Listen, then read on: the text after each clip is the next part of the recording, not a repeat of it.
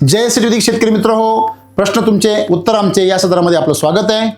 रवी लिपाने यांनी एक कमेंट्स केलेली आहे, सर एससीटी चांगला आहे, मी वापरला आहे, पण त्याला 60% एससीटी आणि 40% रासायनिकचा रिझल्ट चांगला येतो। रवी भाऊ, तुमचं हे जे म्हणणं आहे हे म्हणणं काही अंशी बरोबर आहे आणि बहुतांशी चुकीचं आहे। कशा प्रकारे? तर एससीटी वैदिकमध्ये 80-20 फॉर्म्युला हा 2021 पर्यंत 6 वर्ष कंटिन्यू चालू होता, कारण त्या काळामध्ये आपल्याकडे रासायनिकला पर्याय नव्हता। परंतु 2021 नंतर जेव्हा वैदिक लॉन्च झालं त्यानंतर रासायनिकला आपल्याला सशक्त पर्याय मिळाला। म्हणजे ज्या ठिकाणी आपण चांदीसारखी शेती करत होतो, शेतकऱ्यांची चांदी होत होती, त्या ठिकाणी आपण आता सोन्यासारखी शेती करतो आणि शेतकऱ्यांची या ठिकाणी सोनं होतंय। म्हणजे कशावरून?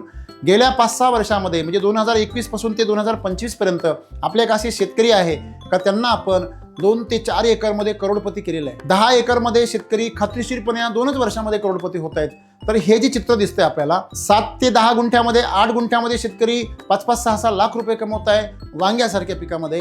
त्यामुळे आपण एक लक्षात घेणं गरजेचं आहे, एससीटी आणि केमिकल ह्या 60-40 किंवा 80-20 फॉर्म्युल्यामुळे रिझल्ट मिळत असेल, परंतु आपण ते केमिकल बरोबर वापरता म्हणून केमिकल वाऱ्यांबरोबर तुलना करता म्हणून तुम्हाला फायदा वाटतो। तुम्ही जर एससीटी वैदिक 100% वापरण्याबरोबर जर तुलना केली तर तुम्ही आपण खूप मागासलेले आहात असं तुमच्या लक्षात येईल।